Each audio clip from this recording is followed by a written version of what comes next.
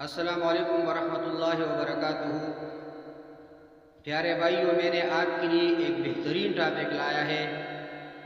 آئیے چلتے ہیں ہم اپنے ٹاپک کی طرف۔ نحمدہ ونصلی علی رسولہ الکریم، اما بعد فاعوذ باللہ من الشیطان الرجیم، بسم اللہ الرحمن الرحیم۔ السلام علیکم ورحمۃ اللہ وبرکاتہ۔ ہمارے آج کی موضوع ہے ماہ رجب کے روزوں کی حقیقت اور فضیلت۔ پیارے بھائیوں، ماہ رجب بہت ہی مبارک مہینہ ہے۔ اس میں دیگر عبادات کی طرح روزے رکھنے کی بھی بڑی فضیلت اور اہمیت ہے۔ ماہ رجب حرمت والا مہینہ ہے۔ ماہ رجب ان 4 بابرکت مہینوں میں سے ہے جن کو اللہ تعالیٰ نے یہ کائنات بناتے وقت ہی سے بڑی عظمت، احترام اور فضیلت عطا فرمائی ہے، جس کی تفصیل یہ ہے اشہر الحرم، حرمت والے مہینے کی فضیلت۔ پیارے بھائیوں، اللہ تعالیٰ نے سال کے 12 مہینوں میں سے 4 مہینوں کو عظمت اور حرمت عطا فرمائی، جیسا کہ اللہ تعالیٰ سورہ توبہ میں فرماتے ہیں ان عدت الشہور عند اللہ 12 شہرا فی کتاب اللہ یوم خلق السماوات والارض منها 4 حرم ذالک الدین القیم۔ حقیقت یہ ہے کہ اللہ کے نزدیک مہینوں کی تعداد 12 مہینے ہیں، جو اللہ کی کتاب یعنی لوح محفوظ کے مطابق اس دن سے نافذ چلی آتی ہے جس دن اللہ نے آسمانوں اور زمین کو پیدا کیا تھا۔ ان 12 مہینوں میں سے 4 حرمت والے مہینے ہیں۔ یہی دین کا سیدھا تقاضا ہے۔ اس آیت مبارکہ سے یہ حقیقت واضح ہوتی ہے کہ قمری اسلامی سال کے 12 مہینے اللہ تعالیٰ نے خود مقرر فرمائی ہے، جس سے قمری اسلامی سال اور اس کے مہینوں کی قدر قیمت اور اہمیت بخوبی واضح ہوتی ہے۔ اسی طرح اس سے معلوم ہوا کہ ان 12 مہینوں میں سے 4 مہینے حرمت، عظمت اور احترام والی ہے، ان کو اشہر الحرم، حرمت والے مہینے کہا جاتا ہے۔ یہ مضمون متعدد احادیث میں آیا ہے، جس سے ان 4 مہینوں کی تعین بھی واضح ہو جاتی ہے، جیسا کہ صحیح بخاری میں ہے کہ حضرت ابو بکر رضی اللہ تعالیٰ عنہ سے روایت ہے کہ حضور اقدس صلی اللہ علیہ وسلم نے حجۃ الوداع کی موقع پر ارشاد فرمایا کہ عن ابی بکرۃ رضی اللہ تعالیٰ عنہ عن النبی صلی اللہ علیہ وسلم قال الزمان قد استدار كهيئته يوم خلق الله السماوات والأرض السنة 12 شهرا منها 4 حرم 3 متواليات ذو القعدة وذو الحجة والمحرم ورجب مضر الذي بين جمادی وشعبان۔ زمانہ اب اپنی اسی ہیئت اور شکل میں واپس آ گیا ہے جو اس وقت تھی جب اللہ نے آسمان اور زمین کو پیدا فرمایا تھا۔ اس ارشاد سے مشرکین کے ایک غلط نظریے اور طرز عمل کی تردید مقصود ہے، جس کا ذکر اسی سورۃ توبہ میں موجود ہے۔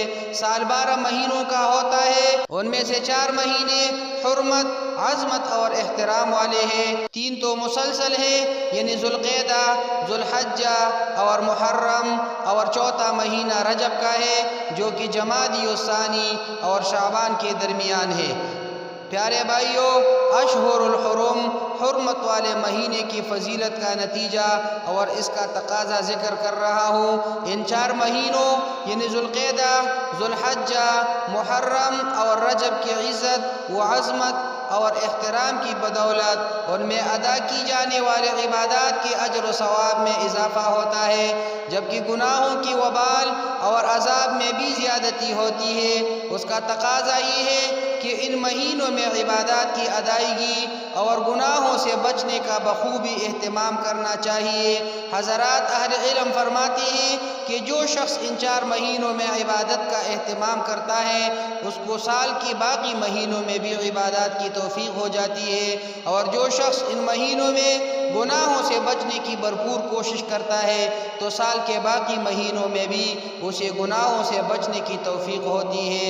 ماہ رجب المرجب کی فضیلت کا تقاضا یہ ہے ان 4 حرمت اور عظمت والے مہینوں میں سے، چونکہ رجب کا مہینہ بھی ہے اس لیے اس کی عزت و احترام کا بھی یہی تقاضا ہے کہ اس مہینے میں عبادات کی طرف بھرپور توجہ دے جائے اور گناہوں سے بچنے کا خصوصی اہتمام کی جائے۔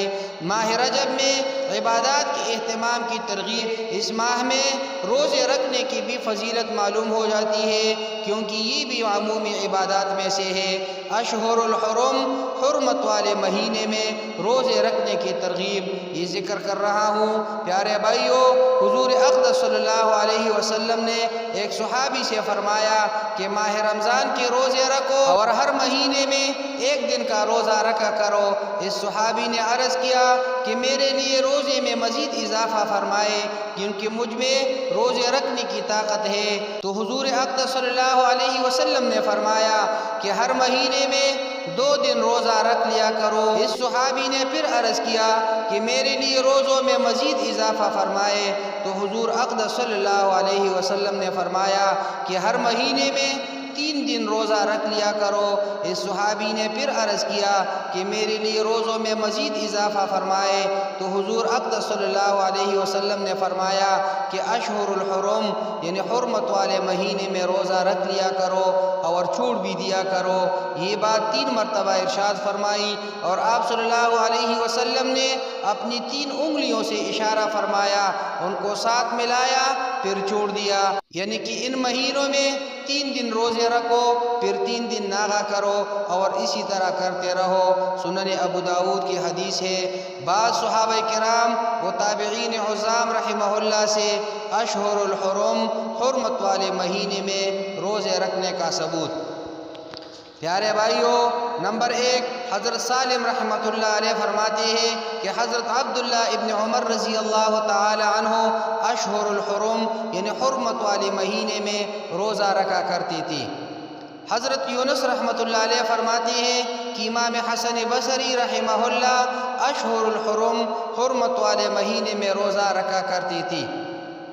چونکہ اشہر الحرم حرمت والے مہینے میں ماہ رجب بھی داخل ہے، اس لیے ان روایات سے ماہ رجب میں بھی روزے رکھنے کی ترغیب معلوم ہو جاتی ہے۔ ماہ رجب میں روزے رکھنے سے متعلق حضور اقدس صلی اللہ علیہ وسلم کا معمول کیا تھا، تو حضرت عبداللہ ابن عباس رضی اللہ تعالی عنہ فرماتے ہیں کہ حضور اقدس صلی اللہ علیہ وسلم ماہ رجب میں روزے رکھا کرتے تھے، حتیٰ کہ ہم سمجھتے کہ حضور اقدس صلی اللہ علیہ وسلم ناغا نہیں فرمائیں گے، اور ماہ رجب میں روزے نہ رکھتے حتیٰ کہ ہم سمجھتے کہ حضور اقدس صلی اللہ علیہ وسلم روزے نہیں رکھیں گے۔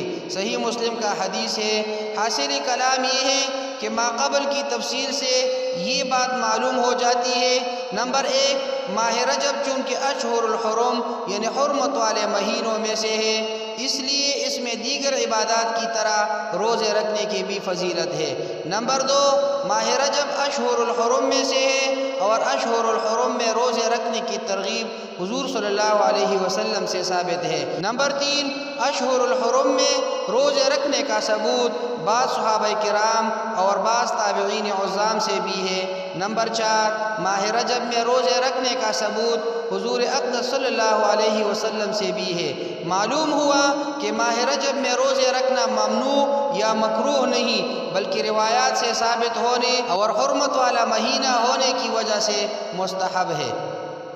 اس لیے رجب کے پورے مہینے میں کسی بھی دن روزہ رکھا جا سکتا ہے۔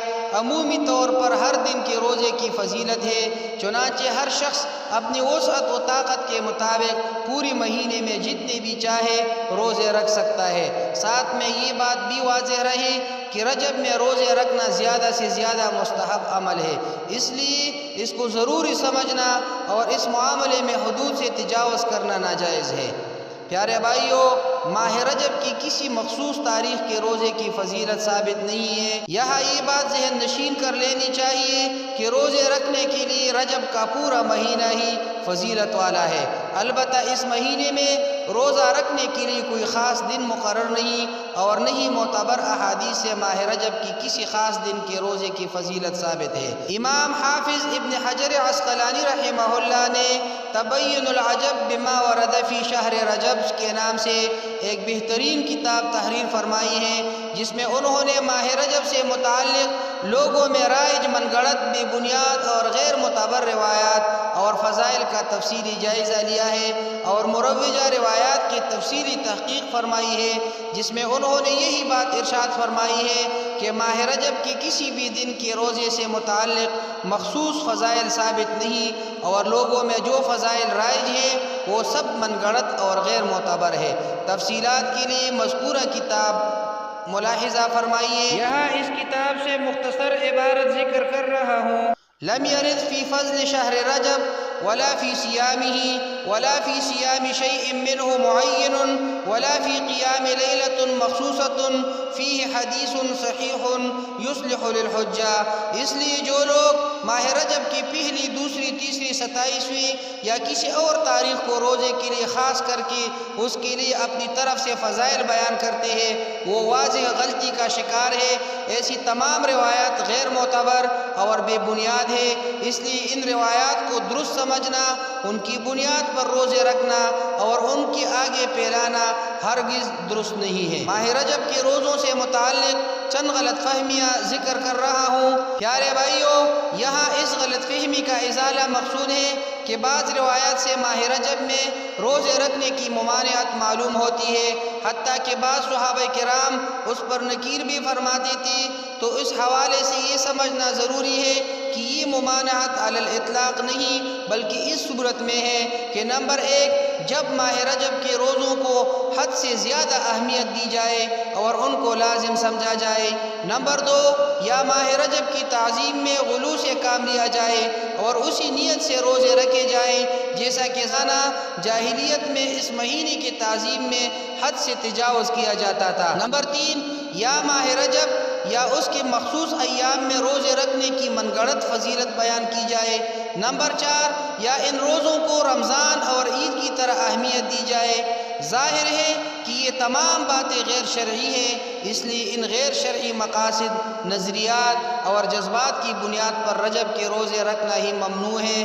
البتہ اگر مذکورہ خرابیوں سے اجتناب کرتے ہوئے ماہ رجب میں نفلی روزے رکھے جائیں تو وہ درست ہے بلکہ مستحب ہے۔ ملاحظہ فرمائیے، المرغوبات من الصیام انواع، اولها صوم المحرم والثانی صوم رجب والثالث صوم شعبان وصوم عاشوراء، الفتاوی الہندیہ، کتاب الصوم۔ 27 رجب یعنی شب معراج کے روزے کی حقیقت کیا ہے؟ تو ماہ رجب میں بہت سے لوگ 27 رجب کے روزے کا خصوصی اہتمام کرتے ہیں، اس کو ہزاری کا روزہ کہتے ہیں اور اس کے من گڑت فضائل بھی بیان کرتے ہیں۔ واضح رہے کہ ماہ رجب کی 27 تاریخ کو روزہ رکھنے کی خاص فضیلت معتبر احادیث سے ثابت نہیں، اس لیے ان غیر معتبر فضائل کی بنیاد پر اس دن روزہ رکھنا درست نہیں۔ البتہ چونکہ یہ 27 تاریخ ماہ رجب کے عام دنوں کی طرح ایک دن ہے، اس لیے ان بھی بنیاد اور من گڑت باتوں سے بچتے ہوئے اگر کوئی شخص اس کو رجب کی عام تاریخ سمجھتے ہوئے اس دن نفلی روزہ رکھ لیتا تو جائز ہے، اس میں کوئی حرج نہیں۔ ذیل میں چند فتاوی ملاحظہ فرمائیے۔ نمبر 1، ماہ رجب میں تواریخ مذکورہ میں روزہ رکھنے کی فضیلت پر بعض روایات وارد ہوئی ہے، لیکن وہ روایات محدثین کے نزدیک درجہ صحت کو نہیں پہنچے۔ شیخ عبدالحق محدث دہلوی رحمہ اللہ نے ما ثبت بالسنہ میں ذکر کیا ہے، بعض بہت ضعیف ہے اور بعض موضوع ہے، فتاوی محمودیہ۔ نمبر 2، 27ویں رجب کے بارے میں جو روایات آئی ہیں وہ موضوع اور ضعیف ہے، صحیح اور قابل اعتماد نہیں، لہٰذا 27ویں رجب کا روزہ عاشورہ کی طرح مسنون سمجھ کر 1000 روزوں کا ثواب ملے گا، اس اعتقاد سے رکھنا ممنوع ہے۔ حضرت عمر رضی اللہ تعالی عنہ 27ویں رجب کا روزہ رکھنے سے منع فرماتے تھے، فتاوی رحیمیہ۔ جو بات میں نے کی ہے اللہ تعالی ہم سب کو اس پر عمل کی توفیق عطا فرمائے۔ اقول قولی ھذا استغفر اللہ لی ولکم ولسائر المسلمین۔